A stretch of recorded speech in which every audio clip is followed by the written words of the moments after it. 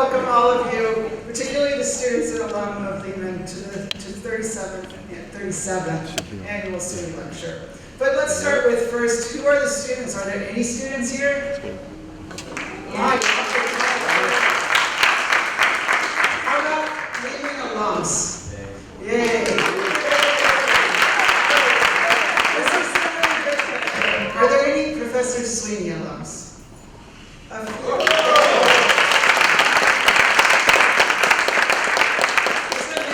This is the 37th annual Arthur Sweeny Jr. Lecture, a lecture series created to honor the career of Professor Sweeny, who began in 1930 at Hunter College as an assistant professor of chemistry.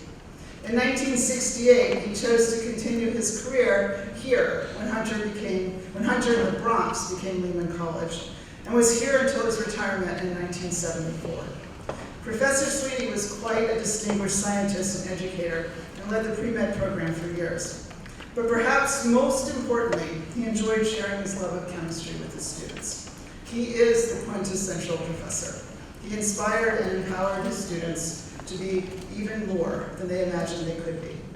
37 years ago, his students asked then President Leonard Leaf to establish a lecture series, and they endowed it in his name, and through that bring honor and memory to Professor Sweeny. This year, Professor Jerry Spielholz, who happens to be a very talented adjunct instructor I found in our department.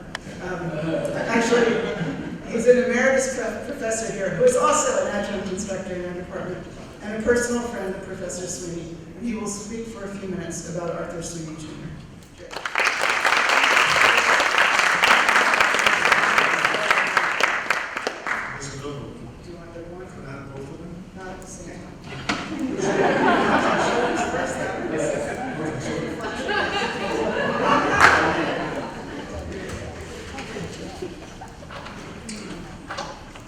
Whatever she said about Arthur Sweeny goes for me too.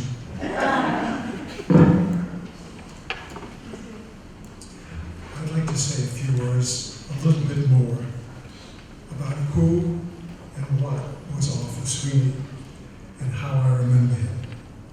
He was my friend, he was my colleague, he was a scientist, he was a teacher. He loved to be a scientist and to teach. He was a gentleman, and he was a gentleman. I promise you he was a real deal. I have to be careful when I say I promise you, and believe me, because that's been taken out of context by someone whose name I will not mention.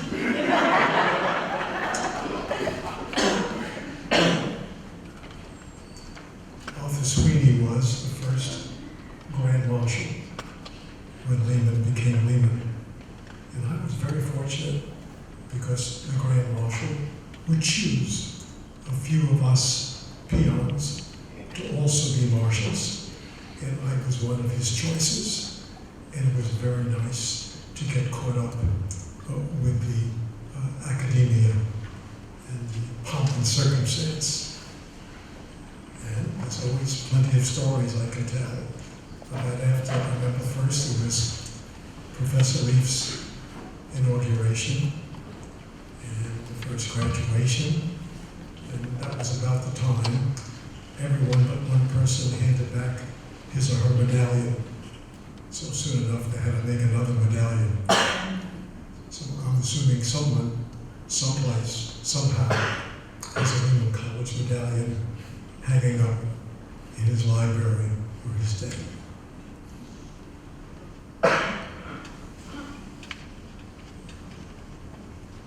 That's what I want. And that's Arthur Sweeny. I remember when I first came to Hunter College, for the first part of the first academic year, I was assigned to the Bronx campus. And I remember early on, Professor Sweeny was invited to come up to give a talk to the chemistry club. And what did he choose? And remember, it's a long time ago.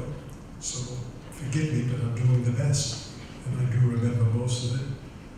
He talked about APC tablets, phenacetin aspirin and caffeine.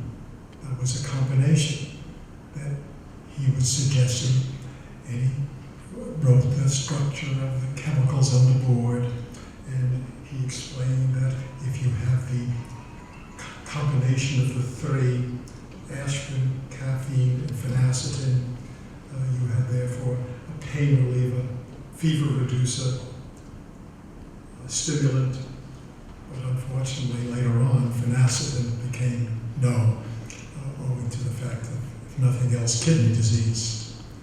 But his scientific mind was always in the right place. He had these ideas that why these things would be good, and he explained it. But I didn't know him that well.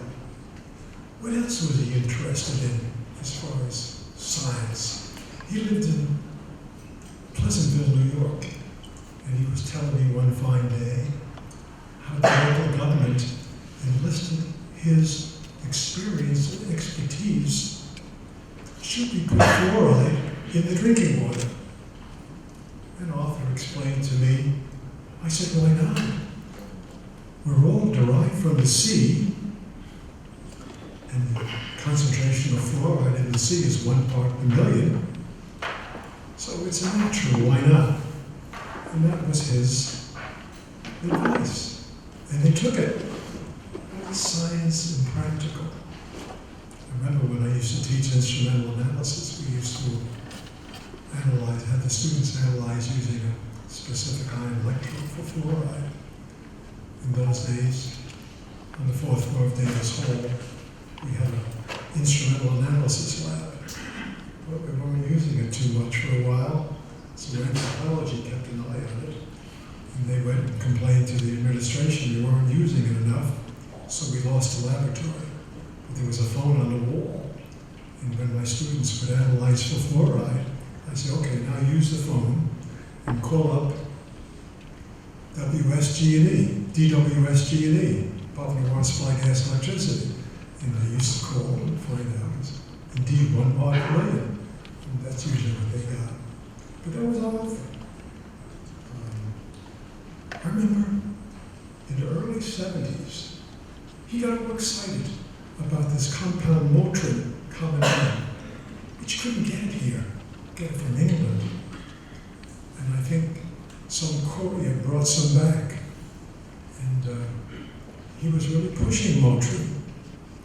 Motrin is what we now know as Advil, ibuprofen. And at his retirement party, which was held at Fort Hamilton in Brooklyn, and our chairman, John Paul Klein, he had a lot to do with getting a hold of Fort Hamilton because John Paul was a retired colonel in the Chemical Corps. And I could tell you stories about him, but not now. I'm here just to entertain, and I hope my stories are interesting. And Arthur talked a little bit about Motrin at the time, and he said, you know, this Motrin is good, especially for arthritis, things like this. And he told a story about his neighbor having a big dog, Roscoe. I remember what he said. Didn't go in or out the other. Pay attention to Arthur Sweeny. And he said, whenever someone came to the next door neighbor's door, Bosco would get up, start to bark, and run to the door. But he didn't do that anymore. So what we did, we put Motrin in his food. Well, Bosco didn't know. But within a few days, when you came next door and you rang the bell, Bosco was up and running and barking. I also remember at Arthur's retirement, he was still able to do the Charleston, and I enjoyed watching him. And how about his anti-cancer chemicals? He and his students, they used to produce chemicals who he believed, he hoped, and we all prayed would be effective. And these chemicals were tested if I remember correctly, at Sloan Kettering. I once went with him when he went to the lab, introduced me to people, and he had published quite a bit. But Jeff Gilbert has told you before how his students, science, chemistry, they were several of the most important things in his life. Side story was, he used to get funded so that he could continue his research. And I know one of the places that he was getting money from was the Sisters of Pythias. The Sisters of Pythias. When I was in the 3rd and 4th grade, my teachers used to come after me for a list. Well, I think I've overcome it, and I feel I'm in good company with Winston Churchill. In any case, he used to get money over the years, and then one day he was telling me, Jerry, what's going on? I don't have all the money anymore. Lehman College and CUNY, they're taking a cut. How dare they do this? But no, in the city of New York, in politics, I understood. And I think many of us today, we just take it as a fait accompli. If you get a grant, you have a partner.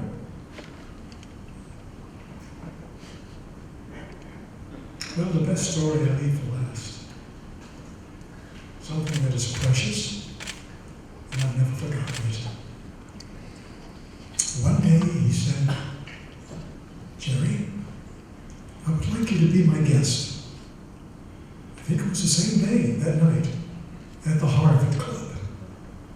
And I was young. What did I know about certain things?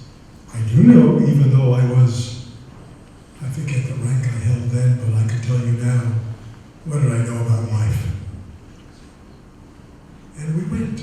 He took me to the Harvard Club because he said that night, that evening, Dr. Gerald Zacharias was going to speak.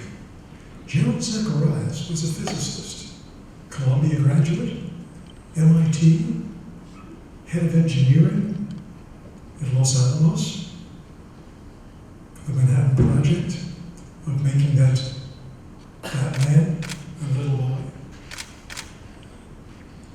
He was responsible for the atomic clock, for radar, and he was interested in secondary science education.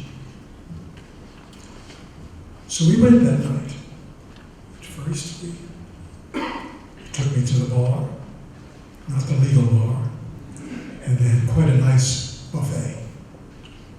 I didn't have lunch that day. Have a drink. And I was not as learned in the drink situation as I am now, and I had a martini. Well, Harvard Club knew how to make martinis, and I didn't have lunch that day. I was feeling great.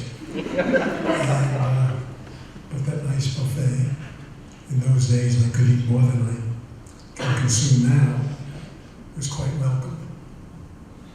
So here we went into this room afterwards, and it was not a large room.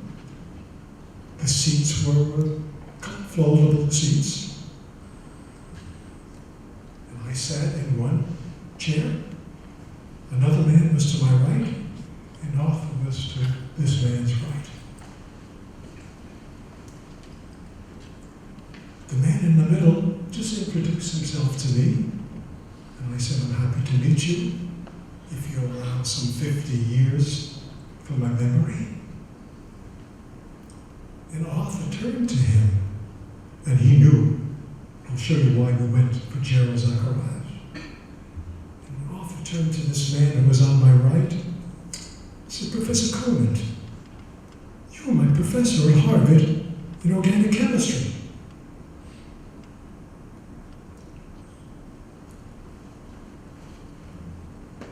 I told you about Gerald Zacharias, but what I didn't tell you, he knew Gerald Zacharias Because in the 1930s, Gerald Zacharias and Arthur Sweeny both taught at Hunter College in the Bronx and shared an office in Gillette Hall.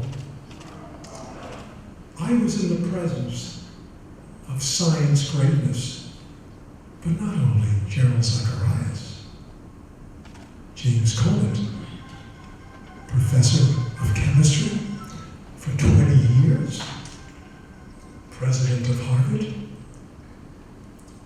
high commissioner in Germany after World War II, and next he was ambassador to Germany after being high commissioner.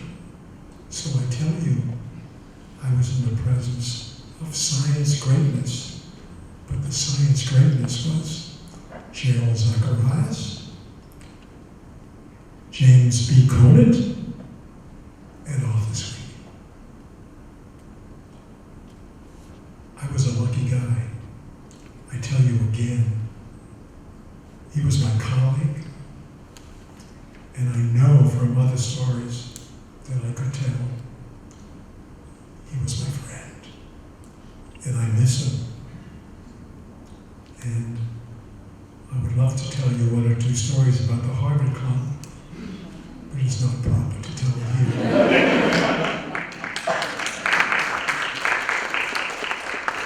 If you come and see me, I'm happy to share it.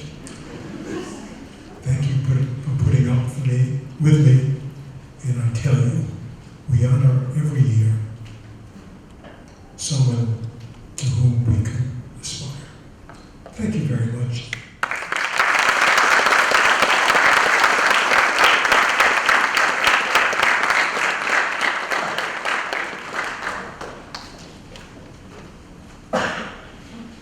Thank you, Professor Schmidholz.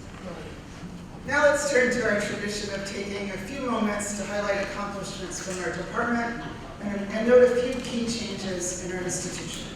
First, probably most important, let me introduce you to President Jose Luis Cruz, who's here.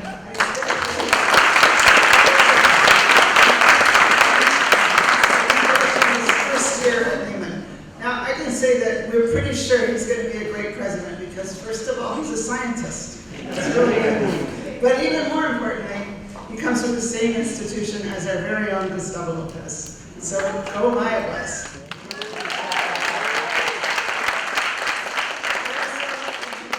Our provost, our interim provost, Nikki Mead. I don't know if she's still here, maybe she is. And the dean of our school, Dean Dalton Sen, is here. Thank you, Dean Sen, for helping us sponsor this event.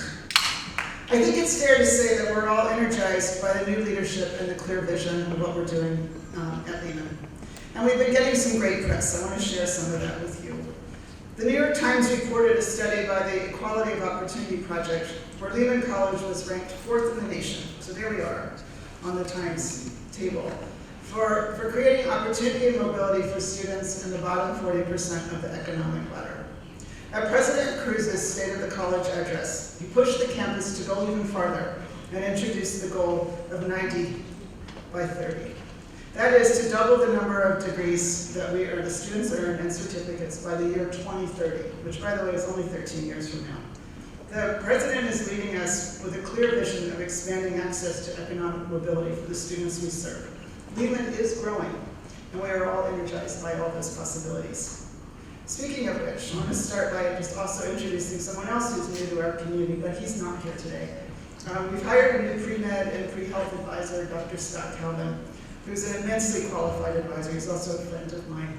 So he started from Berkeley, came east, obtained his PhD in physics from Hunter, and then taught at Sarah Lawrence and earned tenure there. But while he was at Sarah Lawrence recently, he decided what he'd really like to do is be a pre-med advisor. He's written content for Exam Crackers, which is like the Kaplan prep course, and has decided he'd really rather work entirely as a pre-med advisor.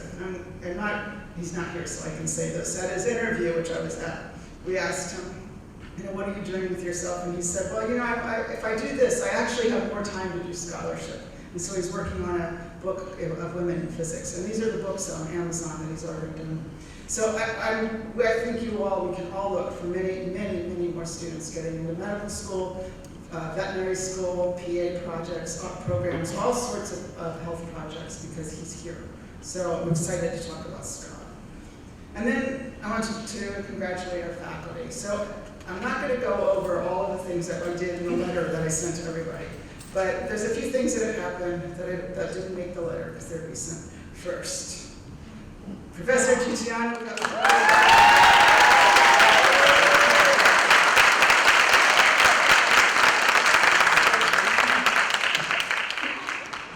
very well deserved. Second, Professor Kurtzman received the 2017 ACS Open Eye Award for the Outstanding Junior Faculty and gave that speech in March, I believe, just last month.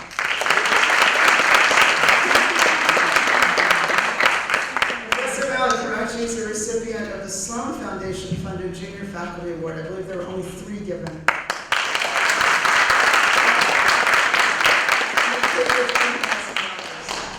And Professor McGregor led the CUNY team to win the Gates Foundation funded Online Community Award.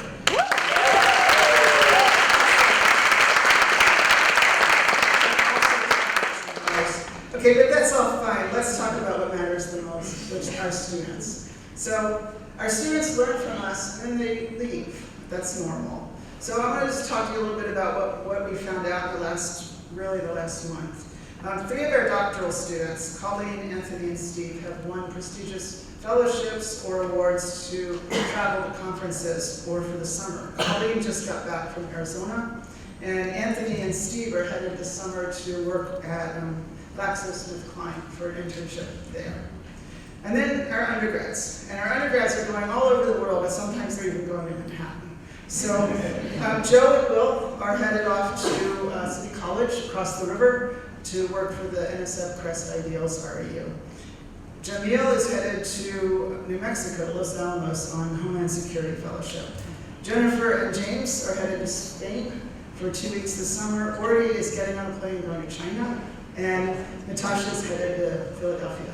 And I wanted to comment that all of these students have competed for these awards. These are not just they're going off to do them. These are highly competitive applications, difficult to get them. And I think our student successes are testimonies to the achievements of them and also of our faculty. So I want to say congratulations to the students.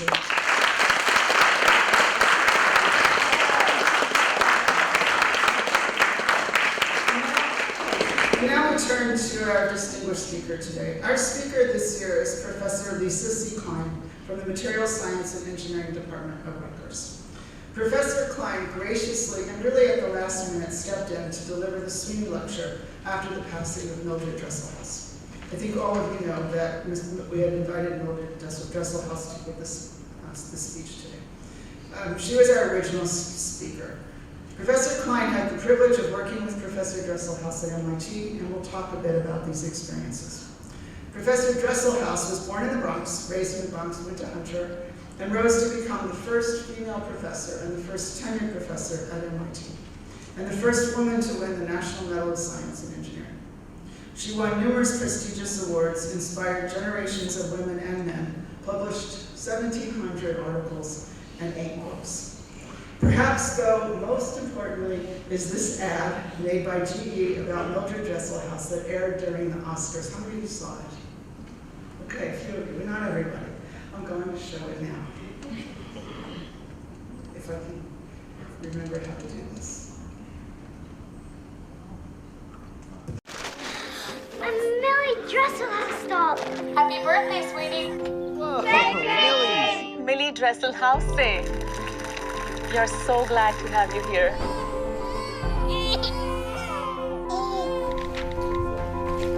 What if we treated great female scientists like they were stars? Une photo avec vous? Yes, wait. What if Millie Dresselhaus, the first woman to win the National Medal of Science and Engineering, were as famous as any celebrity? Millie Dresselhaus was seen having lunch today. Millie Dresselhaus宣布一下 Millie lance une nouvelle. rumors of a new discovery. What if we lived in a world like that?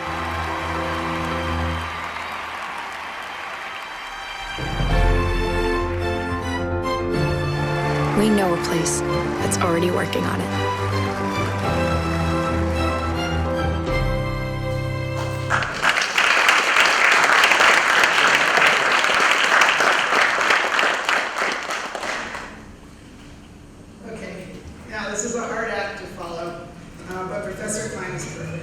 class. What do you say? We love doing things. It's a hard to do, which is why we couldn't resist. You too. So Professor Klein, she has her own set of firsts. Professor Klein is the first female professor of engineering at Rutgers. Her pioneering work in ceramic engineering actually began when she was a student at MIT, where she looked at moon rocks. She's a fellow of the New York Academy of Sciences and has been recently recognized with a Lifetime Achievement Award from the International Soul Gel Society. She will be giving us a fascinating talk that shares her work and honors that of Professor Dresselhaus, called Moon Rocks and Melting Gels. Professor Klein.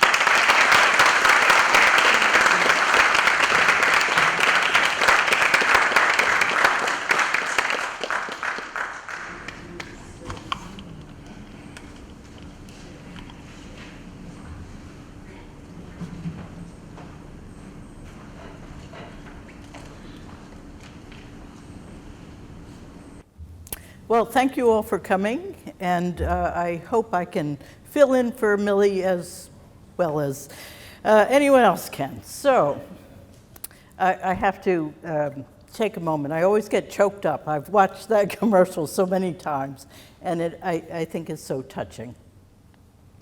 So, what I want to tell you about is how to stay involved and interested in a career, and I'll take it from where it started to where it is today. And I'll show you how Millie Dresselhaus has been an influence over that long period of time. So the talk, Moon Rocks and Melting Gels, and Millie's influence on me. I was a Sputnik kid. When I was a first grader, the science coordinator in my public school came in and addressed the first graders. Recently, the Sputnik satellite had been launched. The Russians had succeeded in getting an artificial satellite into orbit, and the science coordinator said to my first grade class, look, it's you or the Russians that's going to be first to getting the man to the moon. And I took it very personally. The science coordinator was addressing me personally, and it was me or some kid sitting in Moscow that was going to get the man to the moon first. So I considered all the things that were going on at the time and decided I was going to be an engineer, and I told my first grade teacher that I was going to be an engineer. So let's consider what was going on at the time. First of all, there was Sputnik, which put a lot of emphasis onto the sciences. We were in the space race. It was the Cold War. We were having air raid drills. It was a great time to be white and a man and Christian and straight. But everybody else, not so good. But anyway, we persisted. So for 12 years, everything that went on at school was around the space program. Whenever there was going to be a launch, we wheeled the TV into the classroom, plugged it in, and watched the launch of the various Mercury flights, the Gemini flights, and then finally it was the Apollo program. By that time, the technology had been advanced, and we were able to send astronauts. There was capability for docking and also for landing. So the other influences, of course, so NASA and the astronauts were my heroes. And liking science and math at the time was cool. And the emphasis on science meant that the National Science Foundation had money to invest in young students and keep them interested in sciences. I had an opportunity when I was in 11th grade to spend the summer paid for by National Science Foundation at a university with other students who were like-minded and interested in science, something that, well, hasn't really happened since that time. And then shortly after I graduated, Apollo 11 landed on the moon. Neil Armstrong said, that's one small step for man, one giant leap for mankind. So you could say that my entire public school education was in the backdrop the NASA program, the race to the moon, and we made it. We got there first. Okay. So having said that I was going to be an engineer, I looked for the schools that admitted women to engineering. There weren't very many at the time. MIT has always had women. Not a lot, but they had always had women. So I entered MIT in 1969. There were 60 women in my class of 1,000. And the reason for 60 women was that that was the number of beds there were in the women's dormitory, and they could only admit that as the maximum number.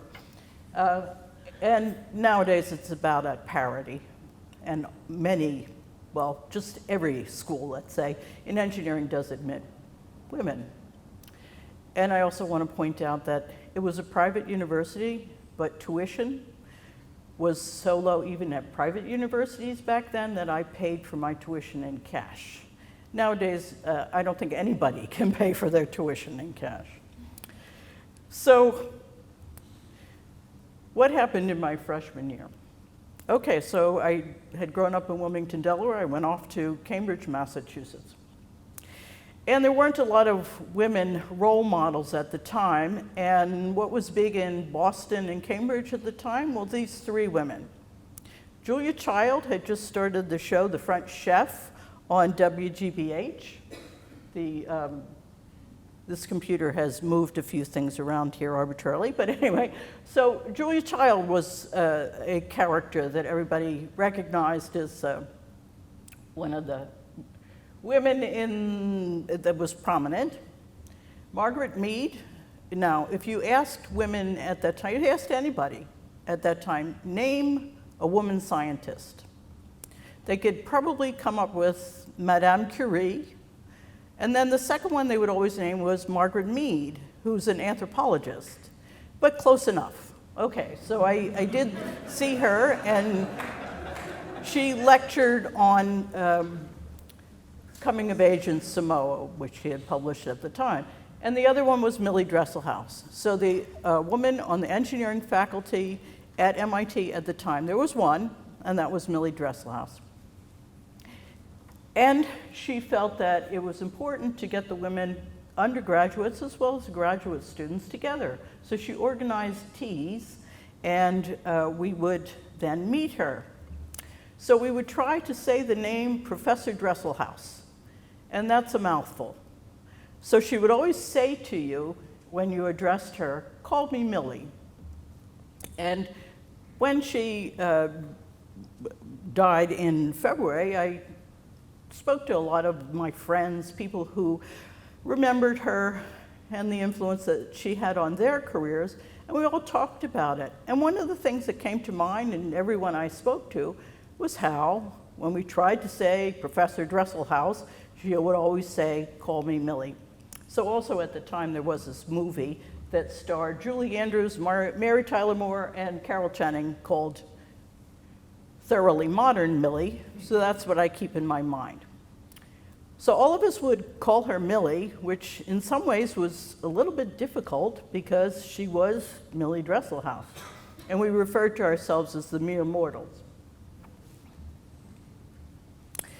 So, funny you don't look like an engineer. Here she was a professor in the electrical engineering department. She had broken so many glass ceilings by that time, and there were many more glass ceilings that she continued to break as her career progressed.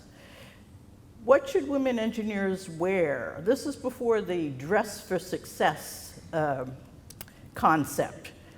Well, that meant she had to figure it out herself, and she set her own style, and I am impressed by that. She always wore Peter Pan colors, bright primary colors, as you saw in the ad from GE about her, and she always smiled.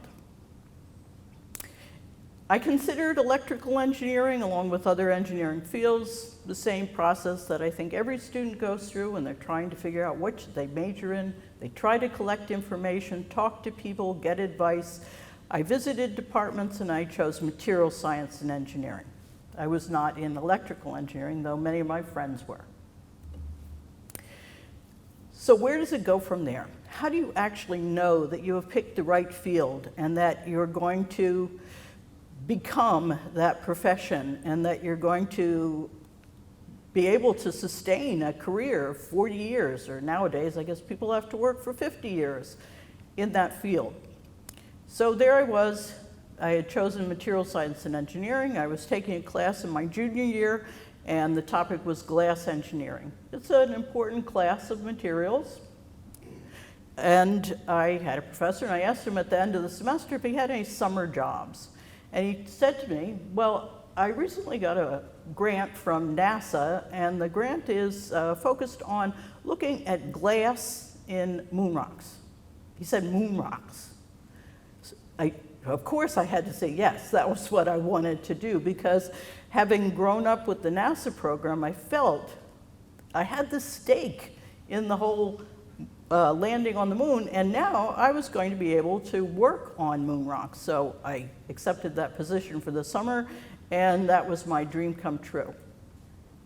So why is that so important? I'll explain in a minute why the interest in looking at glass and moon rocks, but it meant that I learned all of the techniques in the lab, and I think many of the students here, especially those of you who presented the posters and such, know that when you get involved in a project, when you're hands-on, when you actually can do something that you can call your own, that really cements the interest in your profession that's going to last a lifetime.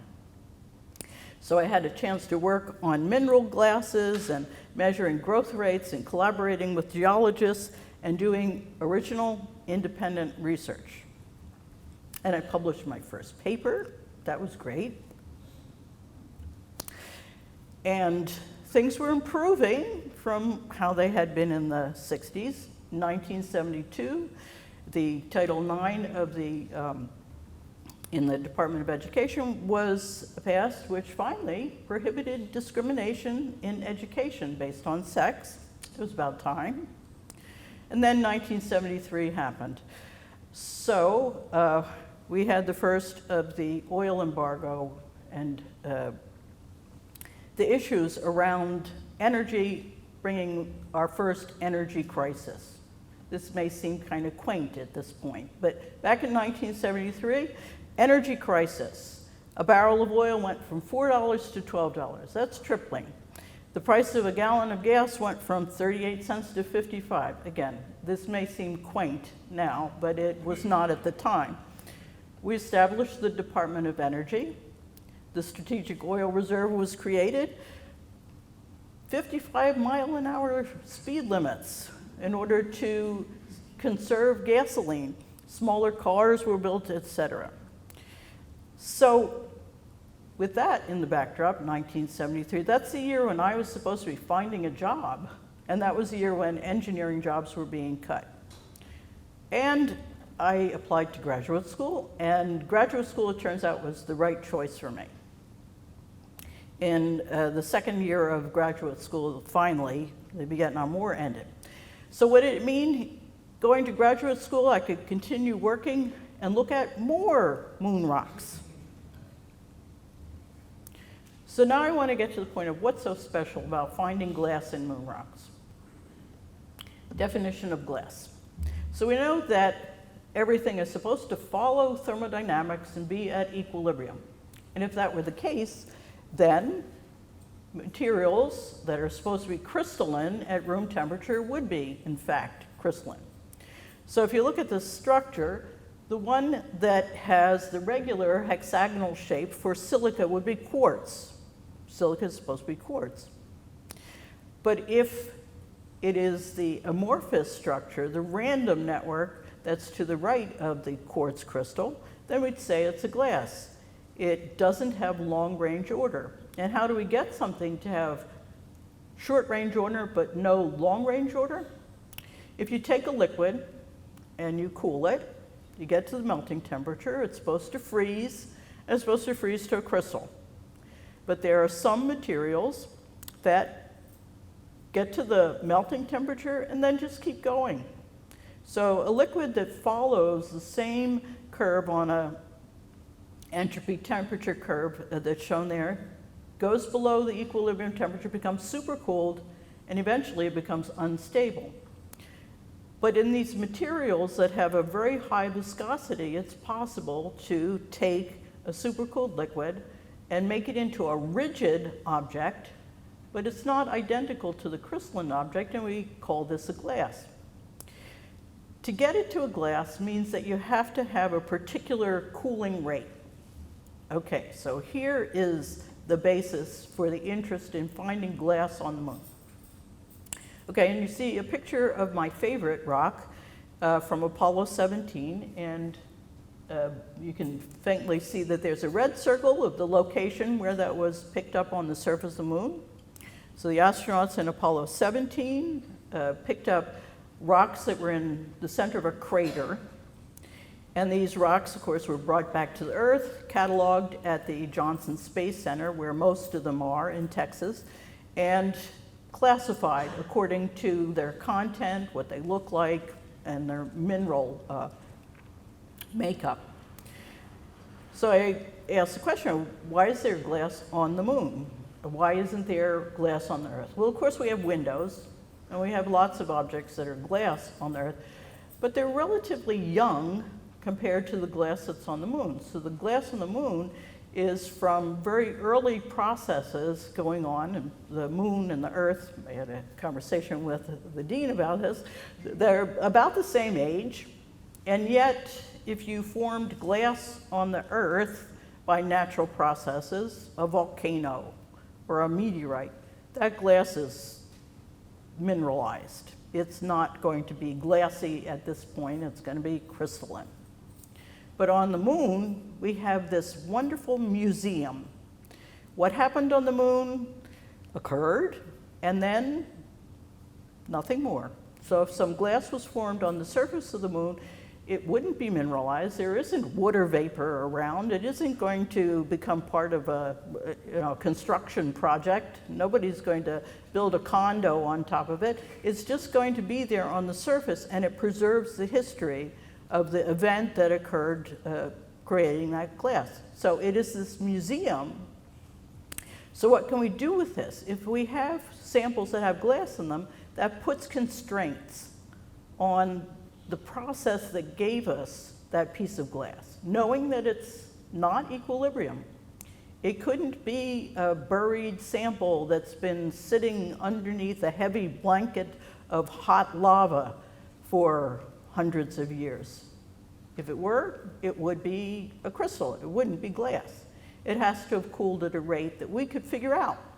We could experimentally figure out that rate. We didn't use the actual moon rocks to do this, but we did have the samples, and then we made lots and lots of synthetic moon rocks. So I was very good at melting up synthetic moon glass. By doing the studies on the synthetic analog, I could put the limits, the boundaries on what happened on the surface of the moon. And imagine what happens on the moon. Meteorites come in, it gets bombarded all of the time. It creates a sonic boom in the material, lifts lots of material into the air. Some of it melts, and then it cools. So those pieces that melt and cool and have glass in them are the perfect museum object to tell you exactly what the thermal history was. The other thing is that the samples, when you section them and you polish them and you look at them, they're really quite beautiful, or at least I think they are. The sample that's shown there is known as a breccia, which means that it's many pieces that have been stuck together. So what else do I remember from Cambridge, Massachusetts from talking to Millie? Well, everybody in Cambridge, Massachusetts drove Dodge Darts at the time. Maybe some of you heard on NPR Click and Clack, the Tappet Brothers. They would always talk about their Dodge Darts. But if you ask Millie why she had a Dodge Dart, she knew quite clearly, because it was the only car that you could fit 2 cellos, a viola, and 2 violins in the trunk. And one of the things about Millie was that she was a musician, she was a violinist, and she has 4 children, which makes a quartet. Her husband plays the cello, one of her children plays the cello, and then one, I guess, they didn't have any choice really. One was told, you're playing the cello, you're playing the viola, and you two, you're playing the violin. And that whenever people were invited over to her house, they were, they had a concert, and her children would perform quartets. So Millie had many firsts. She was the first woman hired in electrical engineering. She was the first woman promoted, tenured, and elevated to the highest level title that they have. The distinguished professor there is known as an institute professor. First woman to receive the National Medal of Science and Engineering. First solo winner of the Kavli Prize in Nanoscience, which is a prize equivalent in cash to a Nobel. And there are many others. And she's the pioneer that all of us who have come after her, we stand on her shoulders. So how did she survive? The people I spoke to said she kept to her knitting, she would think, publish, bring in grants, surround herself with great students, and she never yelled. She also didn't take no for an answer. And when she was not offered a courtesy appointment in the physics department, she ran for the presidency of the American Physical Society. It's a society that has over 50,000 members. She was their president, the first woman president of the APS in 1984. And after that, the physics department really couldn't say no to her. So I arrived at Rutgers in 1977. And the next department after material science that hired a woman was the electrical engineering. So Rutgers Engineering was established in 1914. Its first engineering degree awarded to a woman was through the Women's College of Rutgers University, which is called Douglas College. That was in 1948. And by 1970, women made up about 9% of the engineering students. And shortly after I arrived, the local paper, which is no more, the Home News, wrote an article, and I came across this as I was thinking about Millie, and it said it was not too long ago that women students were about as rare in engineering colleges as slide rules were common. Okay, that's just for those of you who have never seen a slide rule. So slide rules are gone, but women are still rare. The Society of Women Engineers had its conference in New Jersey in 1980. And Janet Guthrie, who is a physicist, was our keynote speaker. And Janet Guthrie is known for having been the first woman to qualify for the Indy 500. She wanted to be an astronaut. And she qualified in the first round, but that was sort of a tease. They did allow women to apply, but they weren't going to let any of the women be astronauts. So she gave a talk to our students, and she said she wouldn't name the guilty party here. An unnamed astronaut from the original 7, she said, why aren't there women astronauts? And he replied, well, it took $20 million for us to find a way for a man to go to the bathroom in space. And remind me to explain to you sometime how women are different, ha ha ha. And she followed up, how come the Russians can put a woman in space and we can't? And he responded, the Russian space program is entirely different. They don't even need men. They could use monkeys. Okay, as you know, we do have women astronauts now. So I continued to work on moon rocks at Rutgers. I met the people in the geology department, applied for grants, supervised grad students, the usual stuff that any new faculty member has to do in order to get tenure. And the extension of moon rocks was to look at samples that are a little easier to get, the ones that are things that land on the Earth, okay? They may come from somewhere else. There's still some controversy about where they come from, but there are lots of samples found in a special type of meteorite called a howardite, also samples that are known as tektites and chondrites. So having developed a methodology for looking at glass in moon rocks, we use that same methodology to look at glass in tektites and in howardites.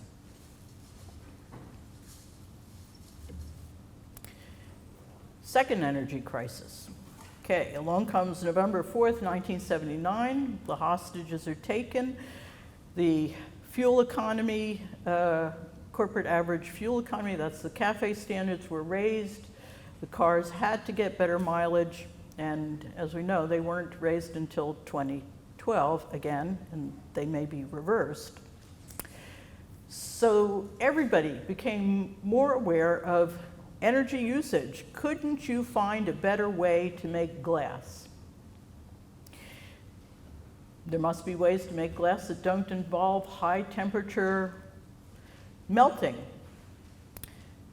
And in the literature, there were some reports of a new process for making glass at relatively low temperatures called sol-gel processing. And this, again, also came from the geology literature, how to make glasses that are very viscous, how to make them homogeneously. So a material scientist at Penn State, Rustum Roy, had published in 1956 an article about the sol-gel process where glass was made essentially at room temperature. So in looking at this idea, could I make glass at low temperatures, I started working on the sol-gel process. So there's our transition. Looking at glass made out in space, finding ways perhaps to make glass but using less energy.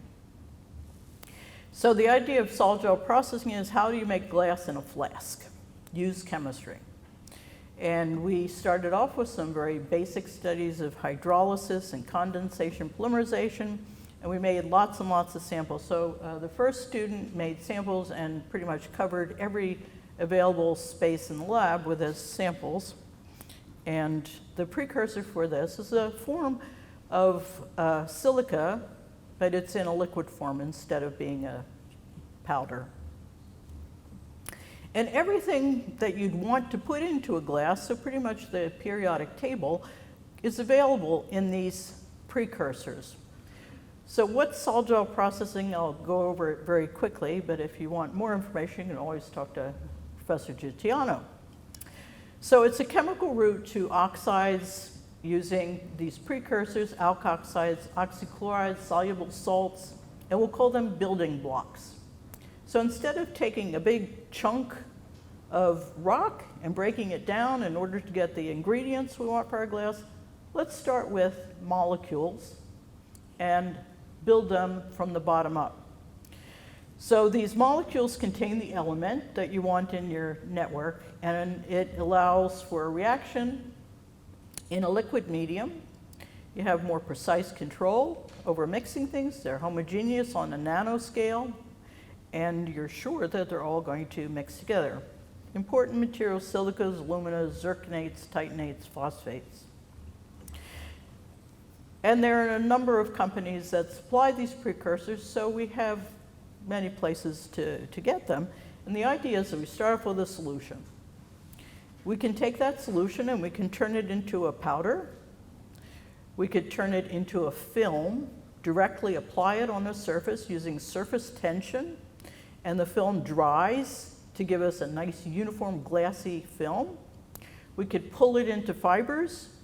We could let it dry and shrink into a monolith shape, or we can do an evacuation of the solvents and get these really cool materials called aerogels. Okay, so lots of different ways to do it, and it's based on the chemical reactions. Start off with a material that's hydrolytically active, add water. The process begins, creation of hydroxyls. The hydroxyls can bond with other hydroxyls or with alkoxy groups, creating bridging oxygens, and that's what you want to do. You want to take these building blocks, you want to link them together through bridging oxygens. And depending on how you do that, you can add an acid, you can add a base, you can make the polymers grow in a particular orientation or conformation, and we generally would use acid catalyzed hydrolysis, which gives you polymers that form tangled spaghetti. And then the volume that you had filled with this clear liquid gels. So you take your monomers, put them together into polymers, and finally you make one infinite polymer, a gigantic jello mold that forms in your mold there, taking on the dimensions that used to be the liquid. And you can tell this because one day you turn it over and it flows, and the next day you check and it doesn't move. The liquid that had been there the day before is now stuck. It's a gel shape that filled the volume of the original liquid. It begins to shrink a little bit by a process known as syneresis, and then it'll slide around in its mold, surrounded by a small amount of solvent. If you want to, you can slowly dry this, and it'll form a miniature of the mold you started with, and it will be rigid. It ends up as a material typically about 50% dense, and yet you can see through it because the holes in it are smaller than the wavelength of visible light, so they don't scatter. But you pick it up and it feels like a piece of plastic because it's not as dense as what you'd expect for a piece of glass. So just to show you the kind of volume reduction, if you allow it to dry slowly by natural evaporation, it's the object that's over on the left side that happens to have a dye in it, rhodamine 6G dye is in it. It shrinks, and it can shrink 70% reduction in its volume, and yet it still keeps the same shape. It doesn't crack. So you can imagine that there are very high capillary stresses because these are pores in here that are nano-sized. Or that's not my hand holding the aerogel between the torch and holding it while the torch is on top of it. But the aerogel is what would happen if you take the same material and put it into an autoclave, increase pressure and temperature simultaneously, reach the critical point for the solvent, it comes out with no surface tension, so no shrinkage. Or you can exchange it for another solvent. A popular way to do this is with liquid CO2. Exchange it for the CO2 and then remove the CO2 as a vapor, and nothing shrinks. So this material that ordinarily would have to shrink 70% stays in its original dimensions, and this stuff floats on water. It has incredible thermal insulation properties, which is why whoever it is who was willing to hold this thing in their hand while a torch was being put on the other side was there and didn't get burnt in the time that they took that picture. So the aerogel, no shrinkage, densities that less than 1/10 of a gram per centimeter cube. It can be hydrophobic so that they can float on water, and there are companies now that make this. It's really good insulation. You get these sort of Dr. Scholl's pads made out of aerogel. You put it in your shoe, and your foot never gets cold. So we've made lots of gels over the years. We've made monoliths and aerogels and hybrids, thin films, membranes, dye hosts. So over on the left, we put a spin-on coating onto a patterned silicon wafer. The wafer has devices already printed onto it, and the idea was that we needed to make an electrostatic seal. We could spin on the coatings. You can see reflected on the coating is the fluorescent lights in the ceiling, and it's not a very uniform coating. The uniform coatings were sent back to the company for further processing. But that's all it took to put a solution of the right composition, spin it on like spin art, and solidify that thin film. And then we could also make some pretty interesting patterns with uniform pores. These are not the pores that you'd have in an aerogel, but these are pores that are useful for a membrane, for separations.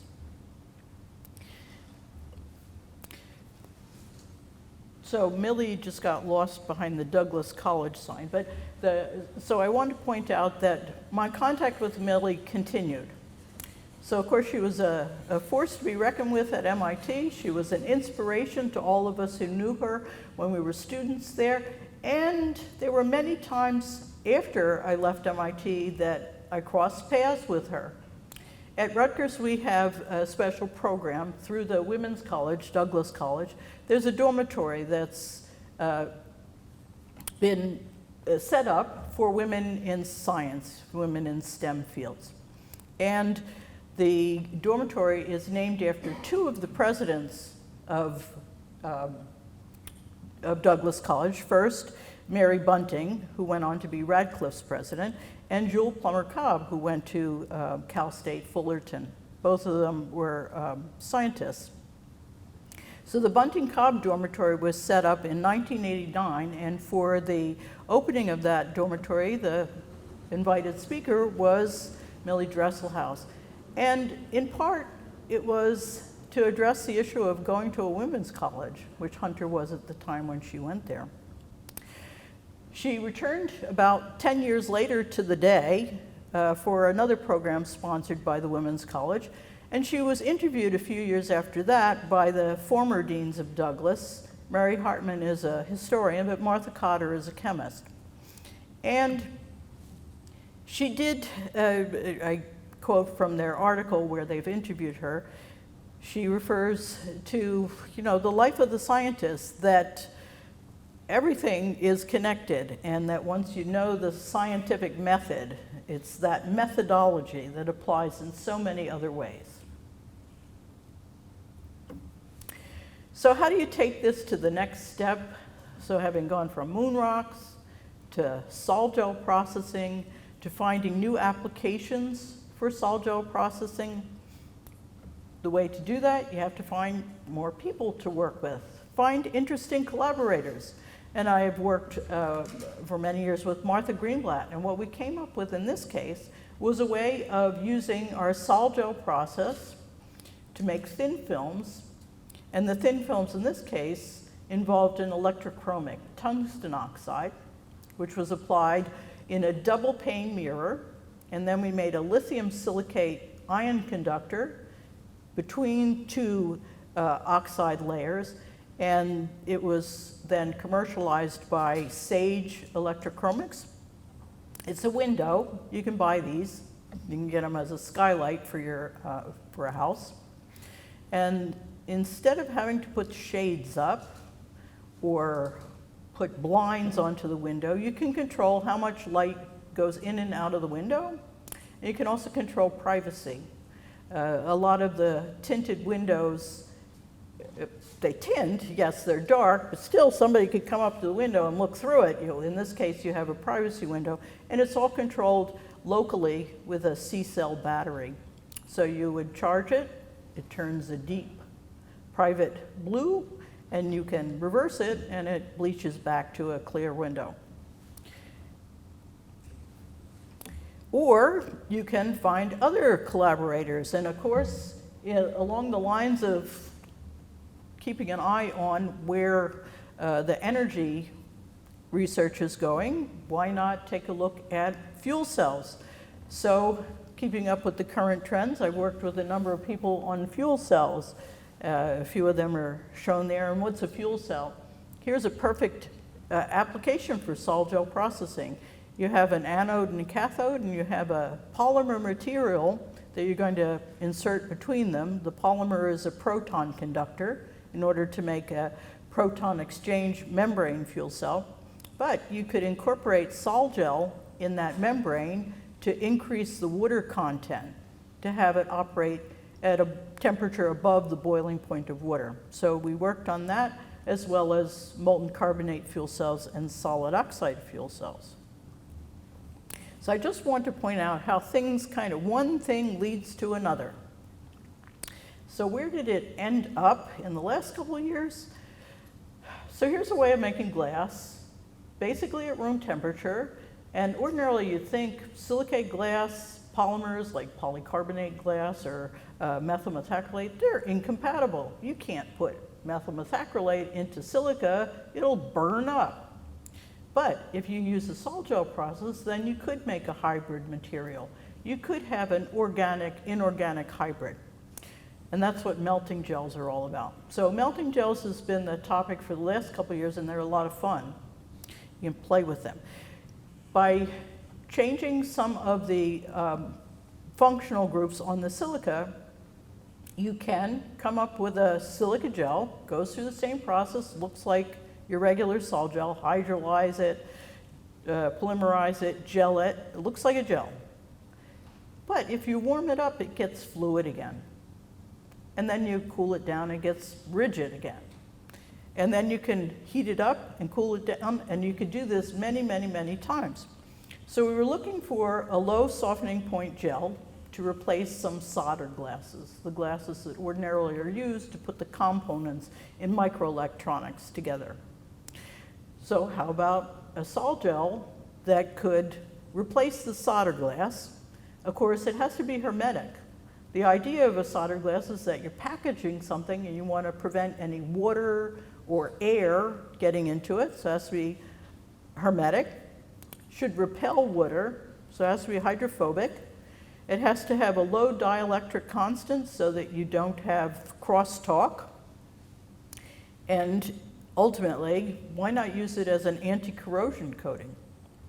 So here are some gels, and the idea is that the beaker that's on its side, I hope you can see, there's sort of a layer at the bottom of the beaker. So that's a gel. It's rigid. But when you warm it up, it gets fluid again, and you can pour it. So it is like a soldered glass. You can apply it as a fluid onto whatever it is you're trying to seal. So the precursors are shown schematic there, where one or two of the groups is exchanged with a methyl group, a group that's not going to react when you hydrolyze it. Put those two together in various ratios, and you come up with these glasses that soften, become rigid, soften, become rigid, until you're done. And you heat it to a higher temperature where it consolidates. It becomes irreversible. And the other cool things that you can do with it, you can make it hydrophobic, so you can bounce water off the surface, and you can imprint it. You could make a pattern on the surface by using some kind of a rubber stamp, and it takes on the imprint of the rubber stamp, and it preserves it. And you, if you look at it, it's clear, it's colorless, it's smooth, you can have it of a variety of thicknesses, and it is in fact hermetic. Okay, so to test if something's hermetic, what you want to do is pour it on top of a metal, in this case lithium, that tends to oxidize. And you know if it's oxidized if it gets sort of whitish or dark, but if it stays shiny, then no air has gotten through. So it was a pretty easy experiment to do. If you put a piece of lithium metal underneath the melting gel and let it sit there, you'd wait and see when it stopped being shiny. So in this case, after 11 weeks, I hope you'll agree with me, it's still shiny. So this material is, in fact, pore-free and hermetic.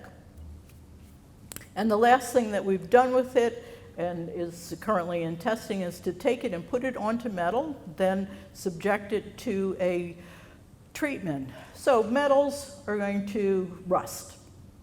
And if you take a metal, stainless steel or magnesium, and you put a coating onto it, and then put it in salt water, this would be like giving it the worst test possible to see if it's going to fail. You could put it into salt water, which is what was done in these cases, and record how the conductivity changes over time. They're known as polarization curves, and what happens in this case is that the film stays on the surface. It stayed on for 4 months, which is pretty good because every other coating that was put on the stainless steel fell off, and it kept a very high resistivity or a low conductivity over the full period of time, a factor of 1,000,000 times better than the bare substrate. So this program is currently underway, and I have a chance to work with Andre and Michaela in working with this, and our partner in Spain, Mario Aparicio. So I have kept myself busy doing all this work on gels for all these years, and I have to say the icing on the cake was the 50th anniversary of Sputnik. And I was asked to be on a panel with Scott Carpenter, one of the original 7. I don't think he was the one that explained how the suit was made. And he lived until 2013. So Scott Carpenter, 1925 to 2013, you can see the picture of him. That's sort of the way he looked when I was on the panel with him. But he was my hero. And I had a chance to be on a panel with him to talk about how the space race, how Sputnik had influenced our lives.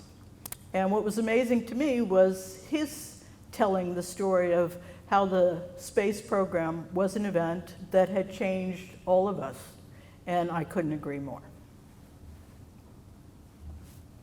So February 20th came, and we lost one of the true pioneers, Millie Dresselhaus. And I have that YouTube video handy. I watch it all the time. I just find it so heartwarming to think, what if scientists were treated like a celebrity? And here she is receiving the National Medal of Freedom in 2014.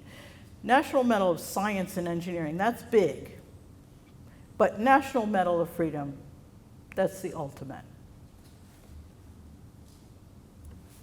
So I always wondered if Millie was bothered by the title Queen of Carbon. And the obituary in the New York Times was written by Natalie Anger. And Natalie was the one who kind of gave her that title. A few years earlier in the New York Times, she had also written about an interview she had with Millie, and what she had found was that her mother, Natalie's mother, and Millie had been in the same graduating class at Hunter High School. And that was where she located in her mother's yearbook the picture of Millie. So she was talking to Millie in the interview a few years ago, and talking to her about going to Hunter College, and you know, the quote that was given about her in the yearbook, which was wonderful. And I read that interview years ago, and then I read the article, as I read many others that have appeared to talk about someone as remarkable as Millie Dresselhaus. And I always wondered if Millie was bothered by the title, Queen of Carbon, okay? So just to remind you what Queen of Carbon means, it's the forms of carbon that have been so important in the nanotechnology field, starting with the C60 buckyballs and the nanotubes, and most recently graphene, the individual sheets of carbon and their really unusual properties. And I thought about this, you know, why would somebody call somebody the queen? And I had to think of a sort of a reference point, Queen of Carbon, and it finally came to me from a person that I always thought was really the queen, and that was Aretha Franklin, the Queen of Soul. So I have to say that I'm no longer bothered by the title Queen of Carbon because she's in good company as queen.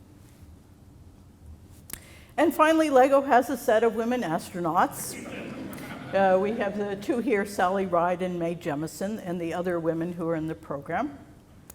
And on March 28th, Education Secretary DeVos and the President's daughter were filmed taking a group of young women to the National Air and Space Museum, where the President's daughter said that the boys should empower the girls to stay in STEM. And I asked, do we really need the boys' permission? And shortly after that, the budget was delivered to Congress, where the President removed the NASA's Office of Education, which works to promote STEM for girls along with other educational initiatives. Let's move on. Okay, so what have I learned from Millie?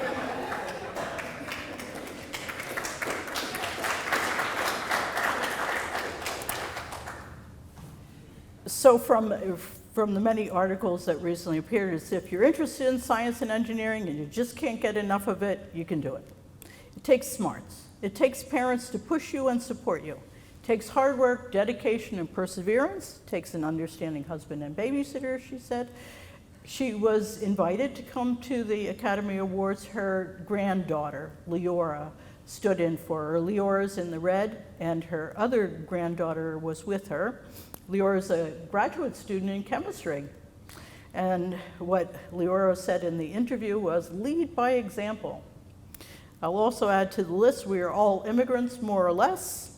I'll quote from our Senate Majority Leader, McConnell, nevertheless, she persisted, and it does take a bit of luck. And tomorrow I'll be marching, because don't you think Millie would agree with the March for Science? On Earth Day, we need to take care of our planet, remind others it's the only one we have.